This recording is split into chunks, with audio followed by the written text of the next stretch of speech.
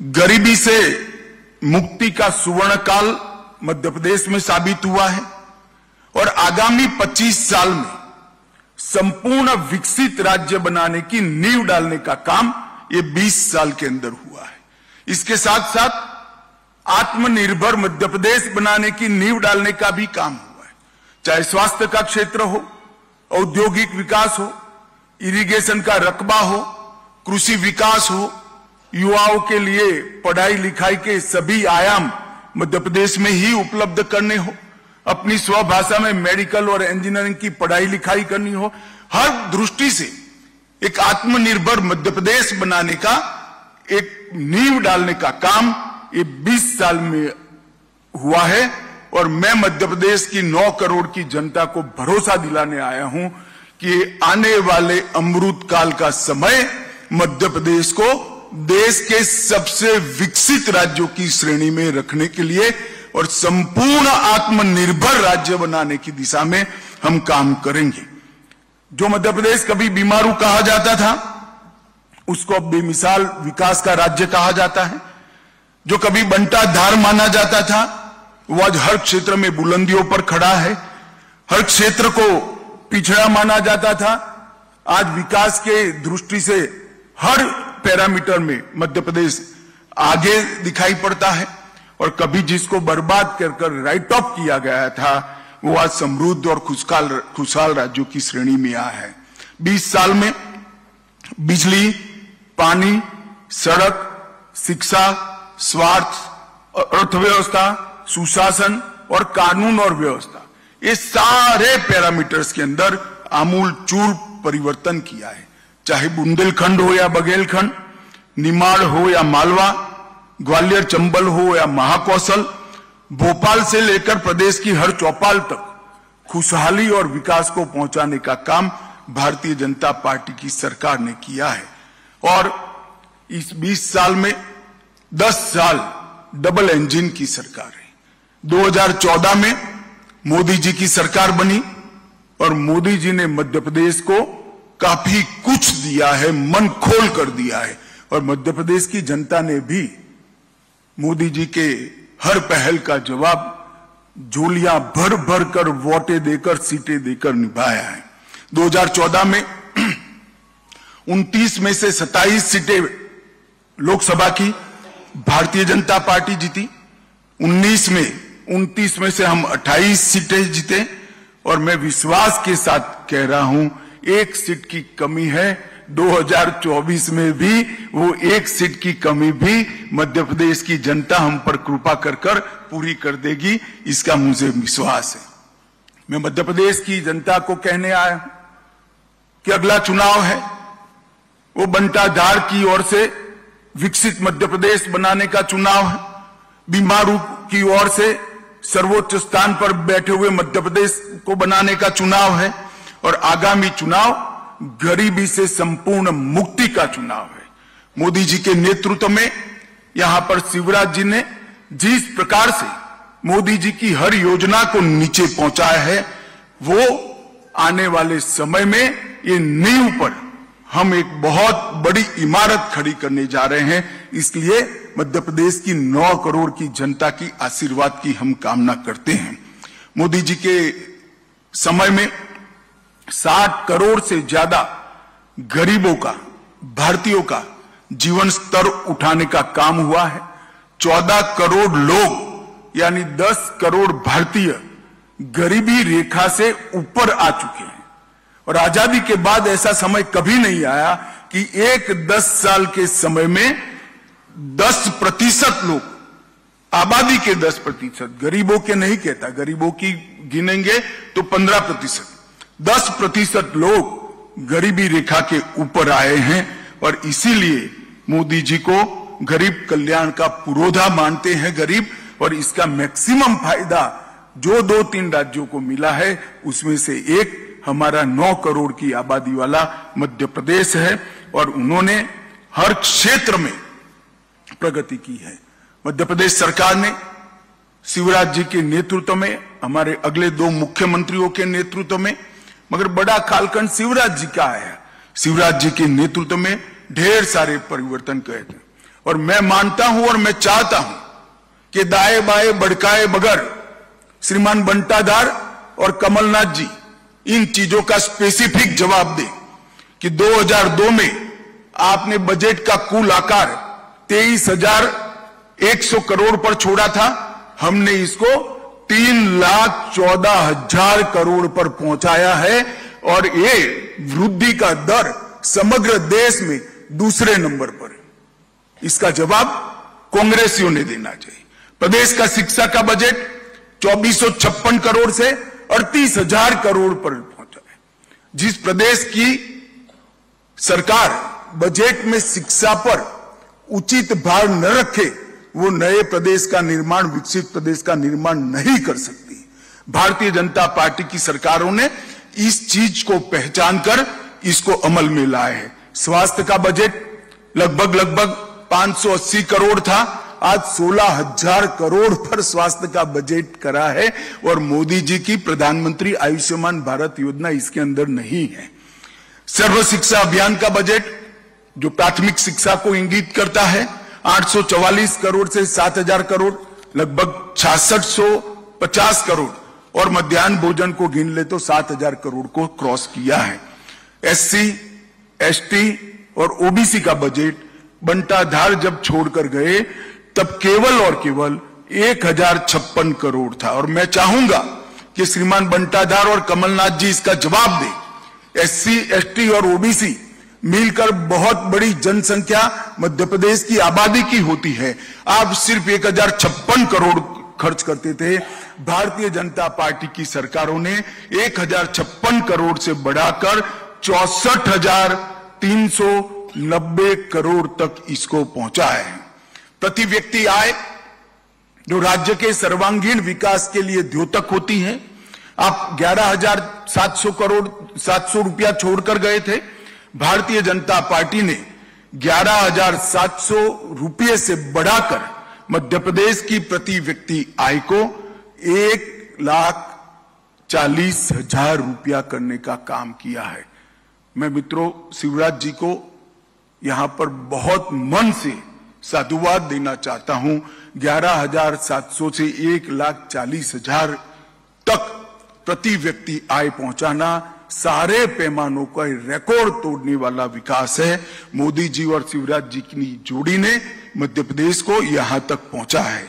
MSME जो रोजगारी के लिए महत्वपूर्ण है, सालाना रजिस्ट्रेशन उस वक्त 4,297 उद्योगों का होता था और अब 3,61,545 उद्योगों का रजिस्ट्रेशन होता है।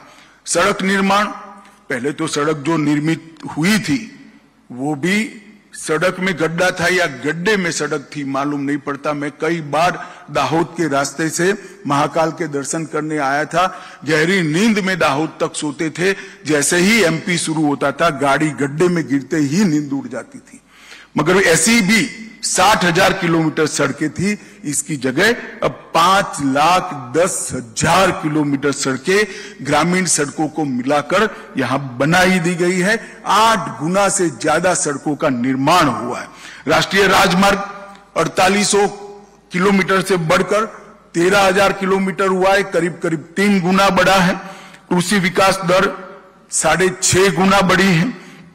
एमएसपी पर गेहूं की खरीदी, जो लोग एमएसपी के लिए चिल्लाते हैं, और अभी तो मुझे आश्चर्य है जिन्होंने कभी भी हाथ में हल नहीं पकड़ा, वो कमलनाथ जी एमएसपी की बात कर रहे थे। मैं कमलनाथ जी को बताना चाहता हूं कि एमएसपी पर गेहूं की खरीदी जब बंटाधार छोड़कर गए तब 4,38,000 टन थी। सिर्फ गेहूं की खरीदी में कहता हूं 4,38,000 टन, आज वो 70,96,000 मैट्रिक टन पहुंची है। क्या गुमराह करें आप किसानों को।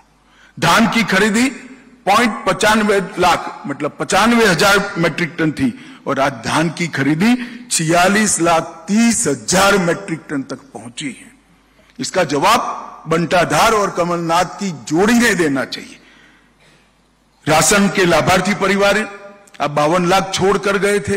राशन आपके चट्टे बट्टे ही खा जाते थे, मगर अब थंब इंप्रेशन के साथ पारदर्शिता से राशन 52 लाख की जगह 1,25,00,000 परिवारों को राशन पहुंच रहा है।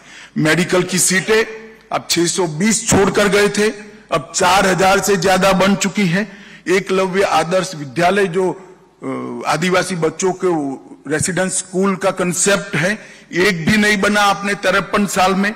हमारे समय में 63 बन चुके हैं। IIT की संख्या 159 छोड़कर गए थे, आज 1014 है।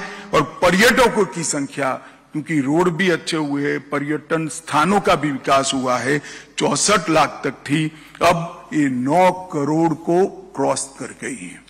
मैं स्पष्टता से आज कांग्रेस के नेताओं का आह्वान करना चाहता हूं, इधर उधर गलत आरोप मढ़कर मध्य प्रदेश की जनता को गुमराह करने की जगह ये हमारे रिपोर्ट कार्ड का आप जवाब दीजिए, और हिम्मत है तो आपके 50 साल का रिपोर्ट कार्ड लेकर आइए।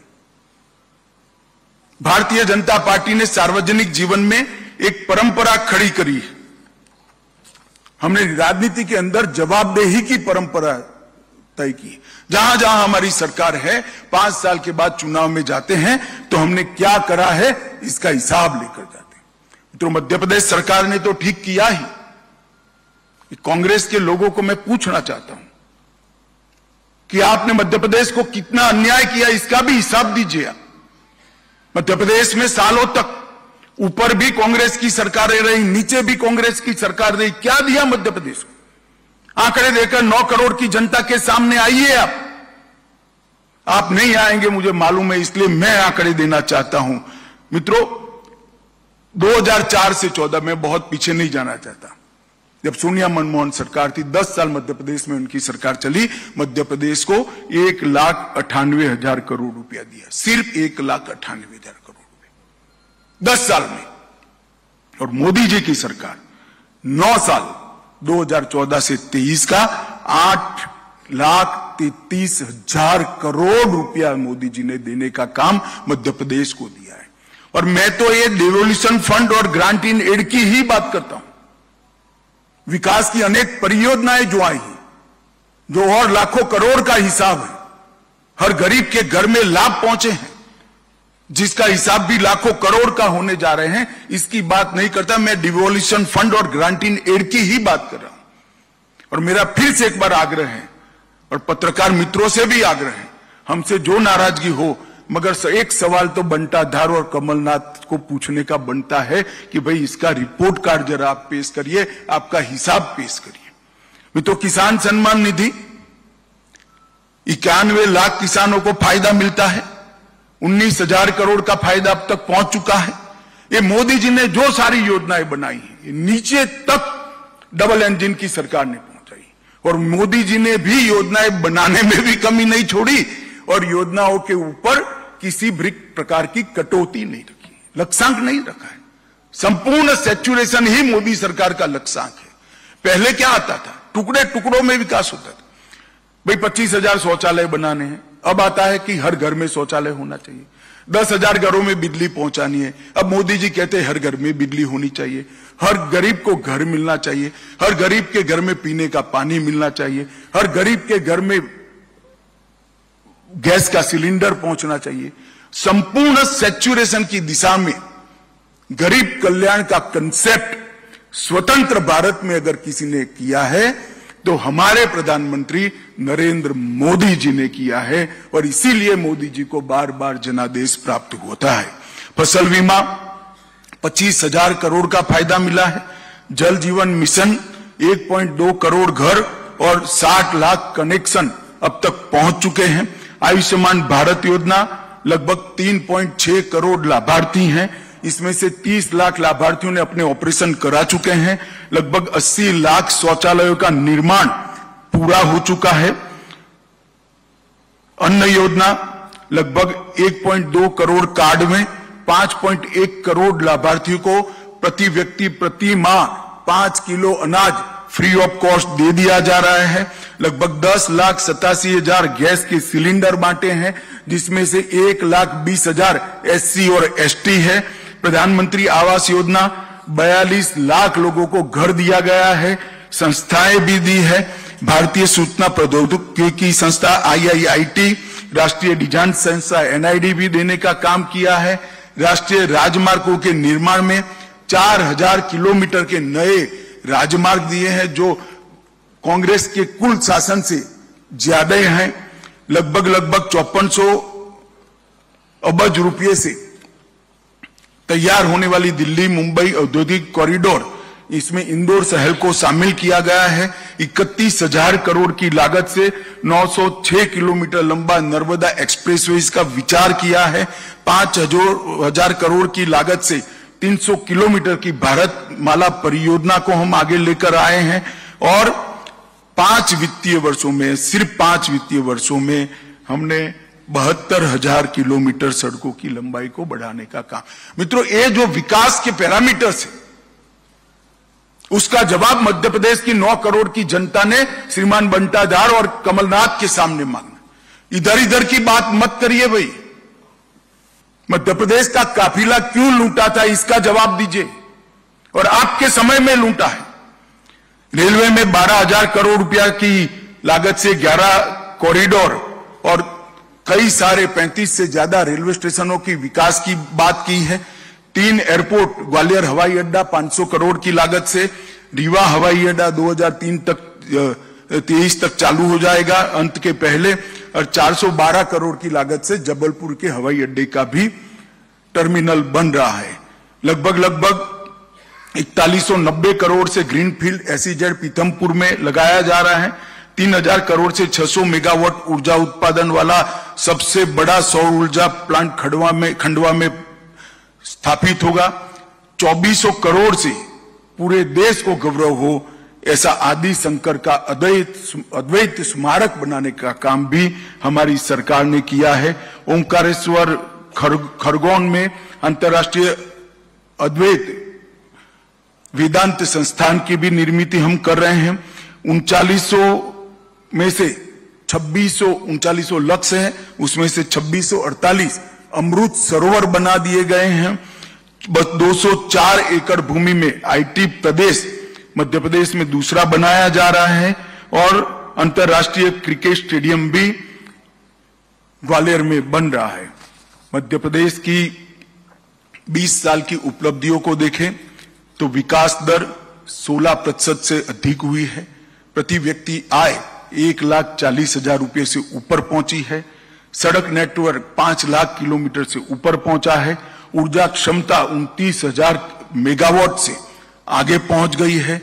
सिंचाई क्षमता में विशेष अभिनंदन शिवराज जी का करना चाहता हूं।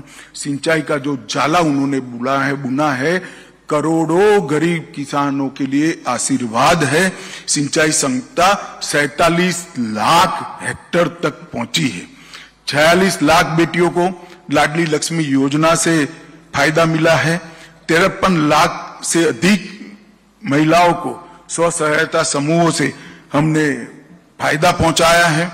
उज्जैन में महाकाल महालोक का निर्माण किया है। ओंकारेश्वर में जैसे मैंने आगे बताया एकात्म धाम बनाया है। भोपाल और इंदौर में मेट्रो रेल को सफलता से रोल आउट किया है।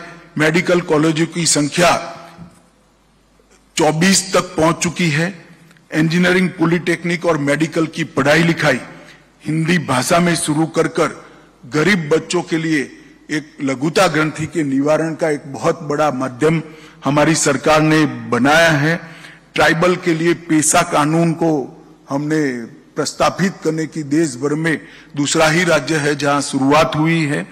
गरीबों ट्राइबल्स के सम्मान के लिए हमने स्वतंत्रता संग्राम संग्रहालय से लेकर कई बड़े बड़े स्थानों पर हमारे प्रातस्मरणीय ट्राइबल नेताओं के नामों को जोड़ा है और आज देश में सबसे बड़े फेवरेट इन्वेस्टमेंट डेस्टिनेशन के रूप में मध्य प्रदेश चिन्हित हो चुका है। मित्रों, बीच में 15 महीने कांग्रेस की सरकार भी रही। एक प्रकार से मध्य प्रदेश की 9 करोड़ की जनता के लिए एक 15 महीने का कांग्रेस का शासन तुलनात्मक अभ्यास के लिए, कंपैरेटिव स्टडी के लिए उपलब्ध है। क्या किया इन्होंने 15 महीने? और मैं फिर से कहता हूं, श्रीमान बंटादार और कमलनाथ ने इधर उधर की बात करे बगैर इसका जवाब देना चाहिए। आपने मोदी जी और शिवराज जी ने जो गरीब कल्याण की योजनाएं चालू की थी, सब योजनाओं को या तो बंद कर दिया या इसका पोषण करना बंद कर उसको लंगड़ी कर दी। गरीब कल्याण की पूरी हमारी मूवमेंट को कांग्रेस ने लंगड़ा करने का काम किया, अपाहिज करने का काम किया। और ये कमलनाथ जी की सरकार को सोशल मीडिया वाले करप्शन नाथ की सरकार कहने लगी। इस प्रकार का काम हुआ। इस्तीफे की 15 मिनट पहले कभी कोई मुख्यमंत्री साइन नहीं करता। 63,000 करोड़ के मोबाइल का घोटाले के आरोप वाला साइन हुआ। 350 करोड़ का मोजरबेर घोटाला हुआ। 24 करोड़ का अगस्ता वेस्टलैंड घोटाले से वो जुड़े हुए हैं। 600 करोड़ के इफ्को घोटाले के से जुड़े हुए हैं। 25,000 करोड़ के कर्ज माफी में भी ढेर सारे घपले हुए हैं। 1178 किलो बोनस में भी वादे को नहीं निभाया गया। सहरिया, भरिया और बेगा समुदाय की महिला को आहार अनुदान योजना जो शुरू की थी उसको भी बंद कर दिया। और 800 से ज्यादा ट्रांसफर कर फिर से एक बार मध्य प्रदेश में ट्रांसफर इंडस्ट्री बड़े पैमाने पर लगाने का काम एक कमलनाथ सरकार ने किया था। उन्होंने अपने 1.5 साल का 15 महीने की शासन का जवाब मध्य प्रदेश की जनता को जरूर करना चाहिए। पॉलिटिकल वेंडेटा को तहसील तक पहुंचाने के अलावे उन्होंने कुछ नहीं किया। गरीब कल्याण की योजनाओं को बंद करने के अलावे कुछ नहीं किया।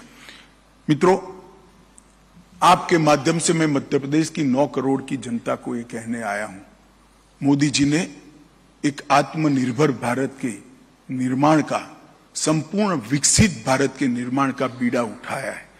देश भर में आमूलचूर परिवर्तन हुआ है। देश की अर्थव्यवस्था 11वें नंबर पर थी, अब 5वें नंबर पर पहुंच चुकी है। लगभग 14 करोड़ लोग गरीबी की रेखा से ऊपर उठकर आ गए हैं। क्लाइमेट चेंज के क्षेत्र में आज भारत विश्व का नेतृत्व कर रहा है। जीरो टॉलरेंस टुवर्ड्स टेररिज्म के क्षेत्र में भी भारत विश्व का नेतृत्व कर रहा है और ग्लोबल नैरेटिव सेट कर रहा है। G20 भारत की संस्कृति, भारत के विकास और भारत के भविष्य को दुनिया भर में पहुंचाने वाला एक बड़ा जरिया बना है। पहली G20 समिट है। कांग्रेस के कई नेता कहते कि कई देशों में G20 समिट हुई, मगर ये पहली समिट है जिसमें सभी प्रदेशों को मौका मिला है। कांग्रेस के प्रदेश हैं, शासित प्रदेश है, उनको भी मिला है और 59 स्थानों पर विश्व भर के नेताओं को पहुंचाने का काम किया है। हमारी विविधता वाली संस्कृति, कई भाषाएं, हमारी भूषाएं, हमारे व्यंजन और हमारी विकास की गाथा का सबसे बड़ा संदेश अगर किसी एक घटना से गाया है तो G20 से गाया है। और 14 देशों ने, ये 9 सालों में 14 देशों में जो विश्व का रिकॉर्ड है,